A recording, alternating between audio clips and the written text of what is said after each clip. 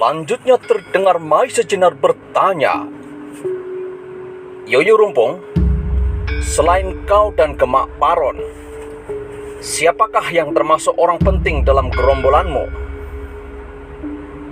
Pertanyaan ini telah memusingkan kepala Yoyo Rumpung. Ia pun segera mengetahui bahwa orang ini pasti bukan dari golongan hitam.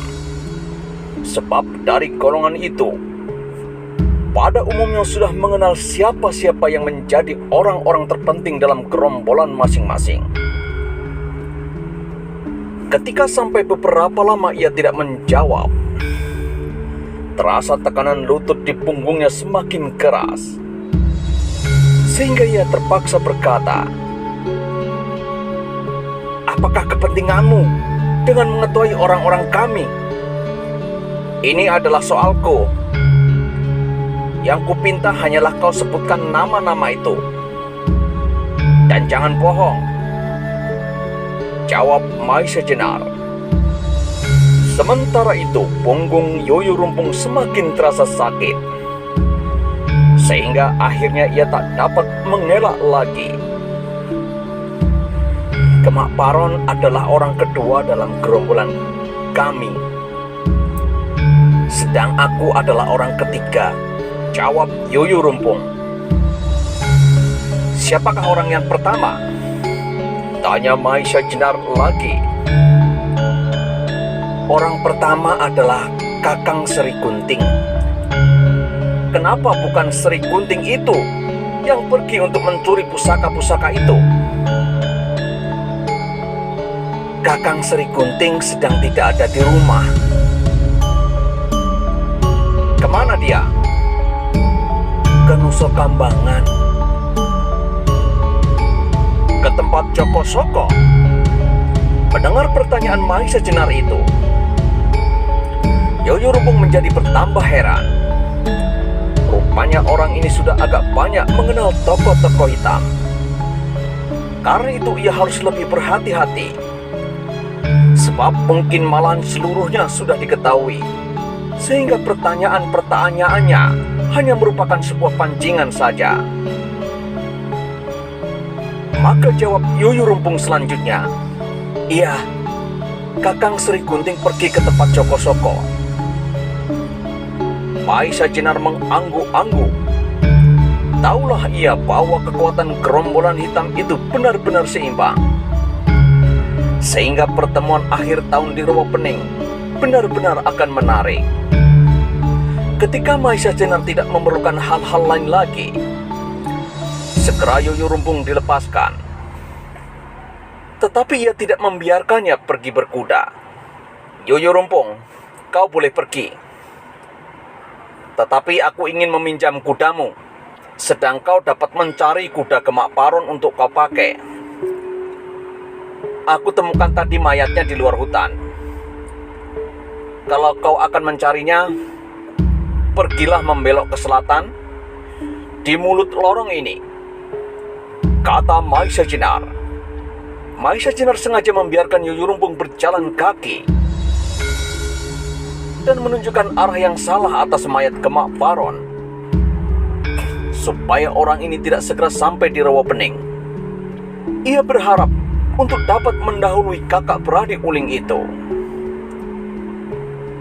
Yoyo Rumpung yang tidak tahu maksud Mai sejenar menjadi keheranan. Tetapi bagaimanapun juga ia merasakan keperkasaan orang itu.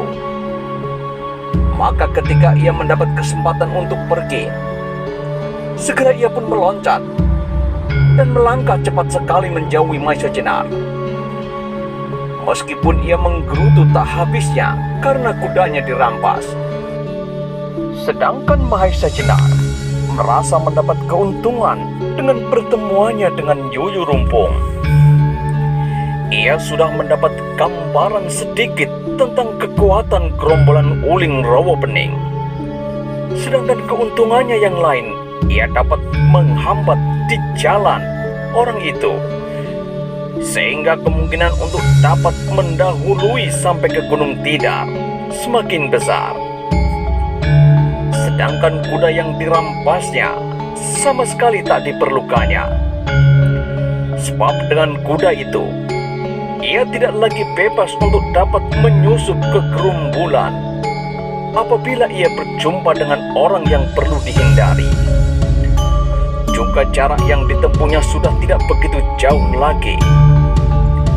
Kalau misalnya ia dapat mencapai gunung itu sebelum sore, ia masih juga harus menunggu sampai matahari terbenam.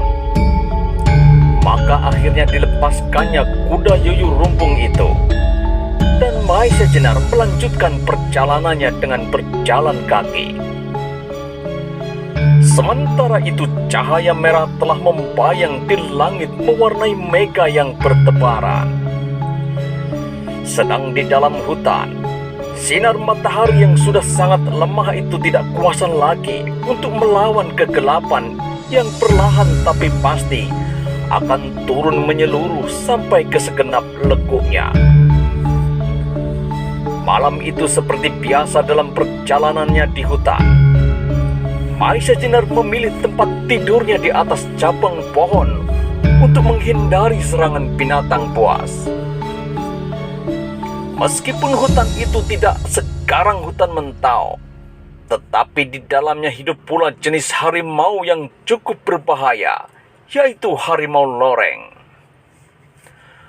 Malam itu tak ada sesuatu hal yang terjadi, kecuali tubuh Maisa Jenar menjadi gatal digigit nyamuk yang banyaknya bukan main.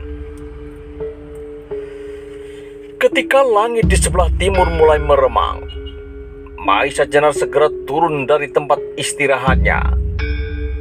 Dan setelah sekali dua kali ia menggeliat, maka ia segera memulai kembali perjalanannya ke Gunung Tidar sambil mencari sumber air untuk mencuci mukanya. Jalan yang ditunjukkan oleh Ki Ageng Soro Dipoyono itu ternyata jauh lebih dekat daripada apabila ia menempuh jalan yang direncanakannya semula. Jalan ini langsung memotong arah tujuannya. Karena itu, maka ia tidak perlu untuk tergesa, sebab ia masih harus menunggu gelap untuk bertindak. Pada saat ia melewati longgangan hutan itu, ia dapat jelas melihat Gunung Tidar berdiri tegak seperti jamur raksasa yang konon merupakan pusar Pulau Jawa. Sudah tidak begitu jauh lagi di hadapannya, sehingga perjalanan Maisa Jenar kali ini merupakan sebuah perjalanan yang justru diperlambat. Meskipun demikian, ia masih juga agak kesiangan sampai di dataran yang mengitari bukit itu, sehingga ia mempunyai waktu sekedar untuk beristirahat. Maka ketika sampai saatnya matahari turun, serta burung mulai bergitaran mencari tempat untuk tidurnya, berdirilah Maisa Jenar dengan wajah yang tegang memandangi Gunung Tidar, di mana berdiam suami istri Simor Rudro yang telah berhasil menyimpan sepasang keris Kiai Nogososro dan Sabu Intan. Dalam keadaan yang demikian, seolah-olah ia mulai menilai dirinya kembali. Sudahkah ia siap untuk melakukan tugas yang penting itu? Ia seorang diri harus terjun langsung ke dalam sarang sepasang harimau yang cukup ganas. Berkali-kali ia meremaskan tangannya, di mana disimpan senjata kepercayaannya, yaitu Sosro Birowo. Sementara kemudian, ketika benar-benar matahari telah melenyapkan diri di balik Gunung Tidar itu, mulailah Maisa Jenar melaksanakan tugas untuk membebaskan kedua pusaka itu berdasarkan petunjuk dari Ki Ageng Soro Dipoyono. Untuk naik ke bukit itu, ia tidak langsung mendaki dari arah timur, tetapi ia melingkar ke selatan, dan dari sanalah dengan hati-hati sekali, selangkah demi selangkah mendekati lereng bukit itu. Sebab Sebentar ia berhenti untuk mendengarkan kalau ada langkah seseorang ataupun tarikan nafas. Untunglah bahwa telinga dan mata Maisa Jenar cukup terlatih. Ketika sampai pada tanjakan pertama dari Bukit Tidar, tampaklah bahwa Simorrodro benar-benar memasang perbentengan untuk melindungi sarangnya. Batu besar yang tampaknya berserak itu ternyata merupakan perangkap yang apabila sedikit saja tersentuh, pasti akan tergelincir dan menggelundung ke bawah. Untunglah bahwa tiap gerak Maisa Jenar selalu dilandasi oleh ketelitian serta kehati-hatian. Setelah merayap beberapa saat, Maisa Jenar berhasil melintasi pagar yang pertama untuk kemudian menjumpai benteng. Batu padas yang besar disusun meninggi sampai hampir 2 kali tinggi orang. Maisa Jenar mendekati benteng itu. Kemudian dengan tangannya ia meraba-raba, seolah ingin mengetahui sampai di mana kira-kira kekuatan padas itu. Mungkin dengan kekuatan tangannya ia bisa, meskipun tidak sekaligus, tetapi setidaknya sedikit demi sedikit menghancurkan padas yang tidak sekeras batu. Kalau Maisa Jenar menghancurkan padas itu, maka besar kemungkinannya bahwa kedatangannya akan segera diketahui oleh pengawal-pengawal yang pasti berkeliaran di dalam benteng itu. Maka dicarinya cara lain untuk dapat melampauinya. Sekali lagi, Maisa Jenar meraba-raba serta menaksir kekuatannya. Kemudian dipilihnya cara dengan memanjat saja dan kemudian meloncat masuk. Demikianlah Maisa Jenar dengan hati-hati memanjat dinding batu padas itu. Sampai di atasnya ia tidak langsung meloncat, tetapi dengan perlahan-lahan sekali ia melekatkan dirinya merapat dinding, dan untuk beberapa lama ia menelungkup di situ sambil mengamat-amati keadaan di dalam daerah sarang Simorrodro itu. Malam itu rasanya sepi sekali. Lebih sepi daripada malam-malam yang pernah dilewatinya. Sekali 2 kali terdengar anjing liar menyala di kejauhan, disaut dengan pekikan burung hantu yang sedang mencari mangsa. Maisa Jenar masih saja berbaring menelungkup di atas dinding batu. Matanya berputar menjelajahi seluruh lingkaran yang membentang di hadapannya. Adapun daerah di dalam benteng Simorrodro itu pun merupakan suatu lapangan yang bersemak-semak dan rumput-rumput liar bertebaran tumbuh di sana-sini. Sebenarnya tempat itu merupakan tempat yang baik sekali untuk dapat menyusup mendekati Goa Simorrodro di lambung sebelah utara bukit itu. Sebab dengan adanya semak-semak dan rumput-rumput liar itu, justru memberi kemungkinan yang lain bahwa dalam semak-semak itulah orang-orang Simorrodro berjaga-jaga untuk mengawasi keamanan sarangnya. Sampai beberapa lama, Maisa Jenar masih saja melekatkan dirinya pada dinding padas itu. Tiba-tiba terasalah angin yang bertiup perlahan-lahan, menghembuskan bau yang wangi. Bau yang dibawa angin dari utara ini mempunyai pengaruh yang aneh sekali. Terasa betapa tubuh Maisa Jenar menjadi nyaman, serta matanya menjadi berat sekali. Angin yang aneh ini datang mengalir terus-menerus seperti mengalirnya air sungai, sehingga pengaruhnya semakin lama semakin mencengkeram diri Maisa Jenar. Tetapi Maisa Jenar adalah seorang prajurit yang telah terlatih lahir dan batin. Untunglah bahwa ia segera menyadari keadaannya, bahwa pasti ia telah kena pengaruh bau wangi itu yang sengaja disebarkan orang untuk melemahkan saraf sehingga orang menjadi ngantuk. Inilah kekuatan sirap yang seperti pernah dialami beberapa tahun lalu yang disebarkan oleh Lawo Ijo. Tetapi menilik kekuatannya, rasanya sirap kali ini agak lebih kuat dari yang dahulu, serta sifatnya pun berlainan pula. Karena itu Maisa Jenar segera memusatkan kekuatan batin, dan seperti orang yang sedang mengheningkan cipta, Maisa Jenar diam tanpa bergerak di tempatnya, berusaha melawan pengaruh sirap itu.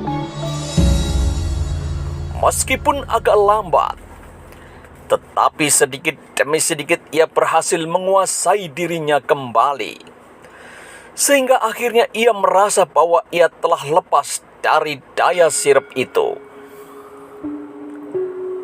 Mengalami hal yang demikian, Maisa Jenar berpikir keras. Apakah sirap ini datang dari Simorudro? Tetapi kalau benar demikian, maka anak buahnya sendiri yang tidak mempunyai daya tahan yang cukup akan tertidur pula. Dengan demikian maka kekuatan mereka akan jauh berkurang. Jadi adalah suatu kemungkinan bahwa sirap ini datangnya dari luar, dari orang lain. Tetapi siapa? Kakak beradik Uling tak mungkin akan secepat ini mencapai Bukit Tidar, kecuali kalau ia berada pada jarak yang dekat sejak Kemak Paron menyusup masuk ke Goa Simorudro ini. Tak akan selesai pekerjaanku ini dengan menimbang-nimbang saja. Lebih baik aku masuk dan melihat keadaan, kerutu Maisa Jenar. Segera setelah itu, dengan tidak meninggalkan kehati-hatian, Maisa Jenar meloncat masuk ke dalam lingkungan sarang sepasang harimau yang cukup ganas itu. Dengan mengendap-endap ia berjalan. Lewat lambung sebelah timur ia memutar ke arah utara. Tetapi mendadak ia dikejutkan oleh teriakan yang mirip dengan aum seekor harimau, disusul oleh jerit yang mengerikan. Pastilah suara ini berasal dari suami istri Simorudro yang sedang marah. Cepat Maisa Jenar meloncat semakin dekat ke arah suara itu. Beberapa kali ia melihat beberapa penjaga tidak dapat meloloskan diri dari pengaruh sirap yang tajam itu. Ketika ia sudah semakin mendekat, ia bertambah terkejut lagi ketika ia mendengar derap orang berkelahi. Darah Maisa Jenar segera bergejolak hebat. Siapakah yang telah mendahuluinya masuk sarang Simorudro? Perlahan-lahan ia maju setapak demi setapak, sehingga akhirnya ia mendapat perlindungan sebuah padas yang cukup besar di sebelah timur Goa Simorudro. Kembali darah Maisa Jenar tersirap ketika ia menyaksikan suami istri Simorudro itu sedang bertempur dengan seseorang yang bertubuh tinggi, berwajah bulat, serta berdada lebar. Tetapi karena gelap, ia tidak dapat segera mengenal wajahnya. Pertempuran itu ternyata berlangsung dengan hebatnya. Suami istri Simorudro ternyata memang bukan namanya saja yang garang, tetapi tandangnya pun tidak kalah hebat dengan namanya. Kakinya yang meskipun besar-besar, sebesar bumbung petung, tetapi seperti seekor harimau, dengan lincahnya ia meloncat, menyerang, dan menghantam. Sedang istrinya bertempur dengan tangannya yang dikembangkan. Segera Maisa Jenar mengenal bahwa cara yang demikian selalu dipergunakan oleh seseorang yang sangat percaya akan kekuatan jari-jarinya. Atau yang lebih mengerikan, ia bersenjatakan kuku-kukunya yang beracun. Melihat cara suami istri Simorrodro bertempur, segera ia mengingat akan cerita Demang Pananggalan. Maka Maisa Jenar hampir dapat memastikan bahwa yang pernah datang ke Prambanan serta pernah menculik gadis dan dibawa ke Gunung Poko adalah gerombolan Simorrodro ini. Maka ketika ia telah menyaksikan sendiri kekarangannya, ia pun menjadi semakin yakin bahwa Demang Pananggalan memang bukan lawan dari orang ini. Dalam menghadapi segala hal, tampaknya suami istri Simorrodro selalu bertempur bersama. Sehingga untuk melawan orang yang baru setingkat Pananggalan pun mereka bertempur bersama. Kalau demikian halnya, maka bagaimanakah kira-kira yang akan terjadi dalam pertemuan golongan hitam di Rawa Pening? Bolehkah mereka bertempur berpasang-pasang ataukah hanya seorang-seorang? Mendelik gerak serta keperkasaannya, maka pastilah Simorrodro sendiri memiliki kehebatan yang sama dengan Lawa Ijo. Sedangkan istrinya ternyata sedikit di bawahnya. Tetapi karena perempuan itu bersenjatakan kuku-kukunya sendiri, maka ia pun nampak sangat berbahaya. Apalagi ketika sekali tampak di ujung kuku itu berkilat suatu cahaya, maka sudah pasti bahwa di ujung kuku-kuku itu ditaruh logam yang mungkin sekali beracun. Tetapi lawan Simorrodro itu pun ternyata orang luar biasa. Maisa Jenar sendiri pernah bertempur berpuluh kali menghadapi orang-orang perkasa. Yang terakhir adalah Joko Soko serta Lawa Ijo. Tetapi untuk menghadapi dua orang sekaligus baginya adalah pekerjaan yang berat sekali. Kalau ia terpaksa bertempur melawan keduanya, maka pastilah pagi-pagi ia sudah mempergunakan ilmunya Sosro Birawa. Sedang orang itu yang bertempur dengan Simorrodro nampaknya tanpa mempergunakan lambaran ilmu apapun, kecuali ketangkasan serta kekuatan jasmaniah yang cukup terlatih. Maka Maisa Jenar tak berhenti menebak, siapakah gerangan dia? Kalau yang datang kakak beradik Uling, hampir dapat dipastikan bahwa mereka akan bertempur berpasangan pula. Ataukah dia yang bernama Sri Gunting? Kalau orang ini Sri Gunting, maka Uling Rawa Pening itu seharusnya mempunyai kesaktian yang luar biasa. Sambil berpikir berputar balik, Maisa Jenar menyaksikan pertempuran yang berjalan seru sekali.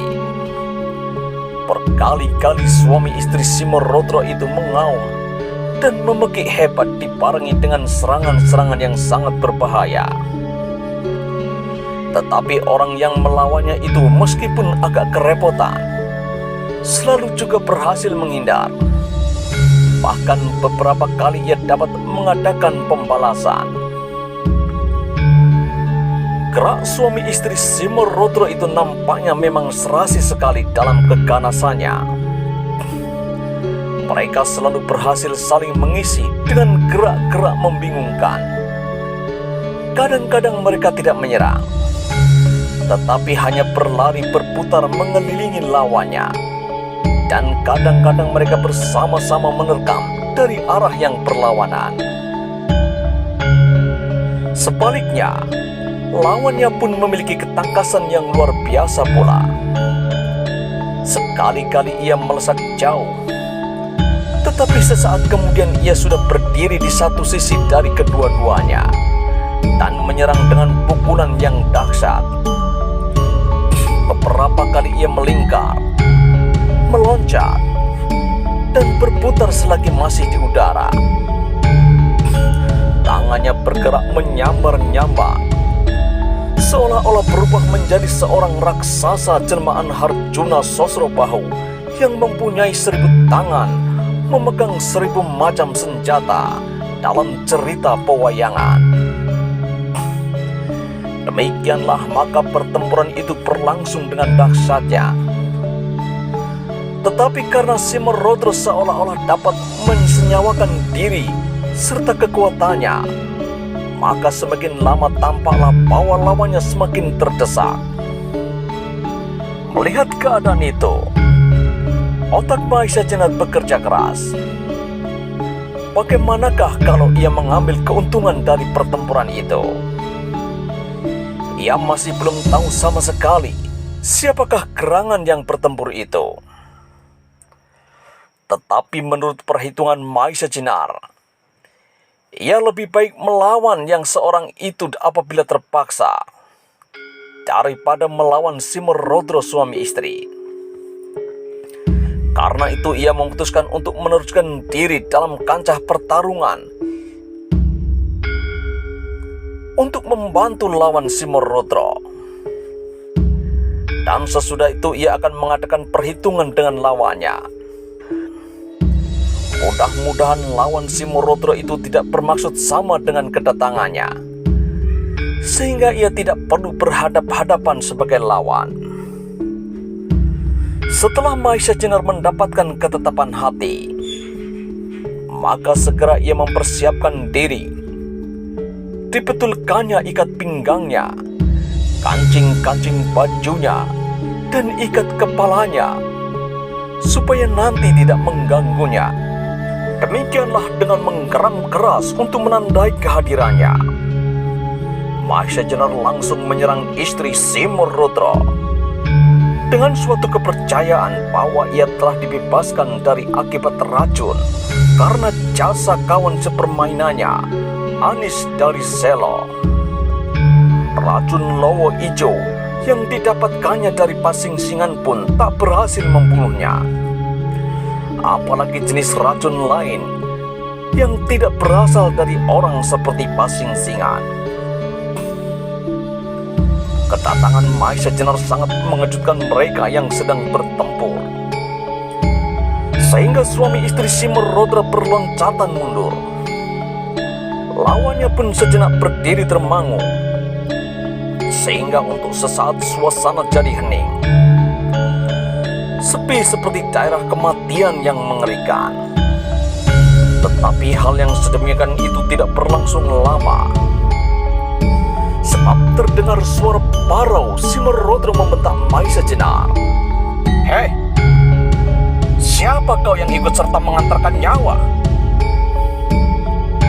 Mahisajana tidak menyaut pertanyaan itu, tetapi ia berkata kepada lawan Simorudra,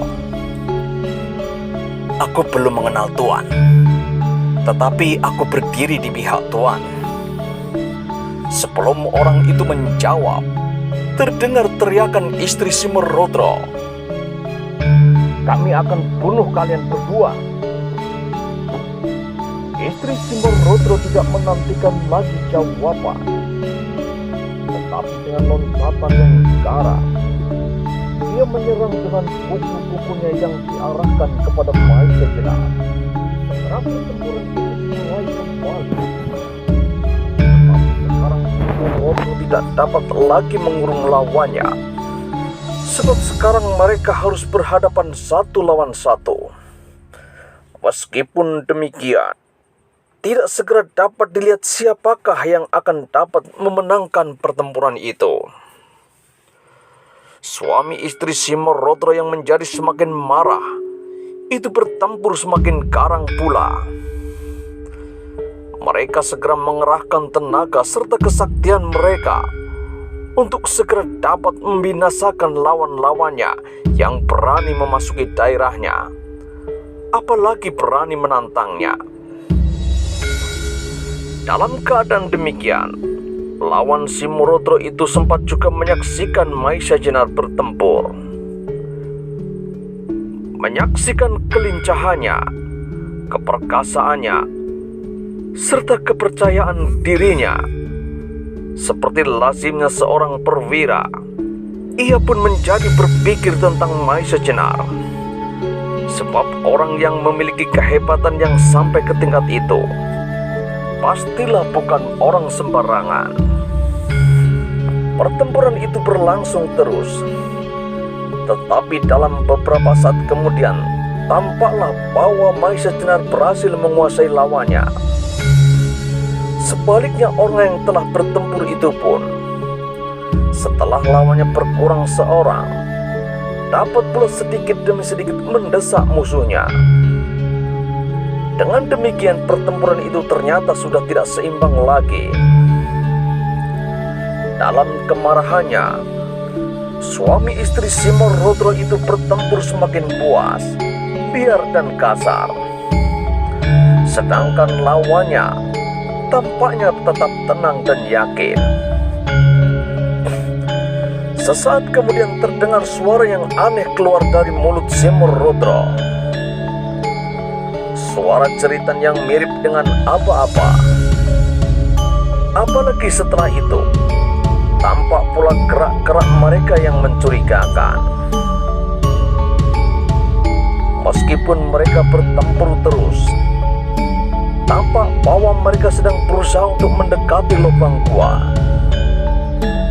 Maisa Jenar maupun lawan yang seorang lagi dapat segera menangkap maksud itu. Karena itu mereka menjadi lebih waspada. Dan apa yang dicurigakan itu memang ternyata benar. Untunglah bahwa kawan bertempur Maisa Jenar itu memiliki kecepatan bergerak yang luar biasa.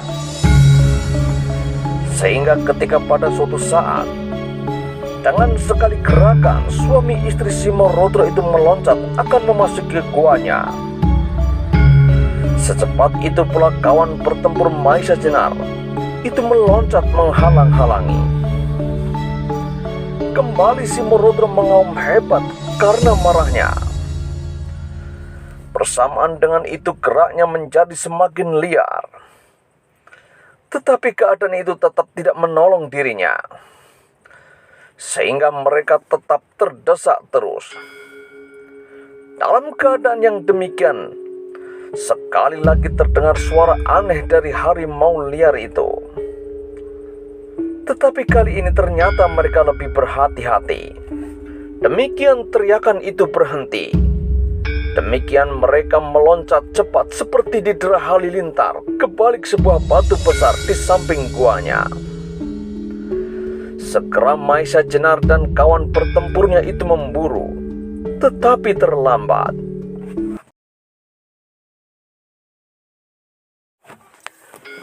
Bagaimanakah kisah selanjutnya? Temukan jawabannya di episode selanjutnya. Jangan lupa untuk like, komen, dan subscribe. Sampai jumpa di episode selanjutnya.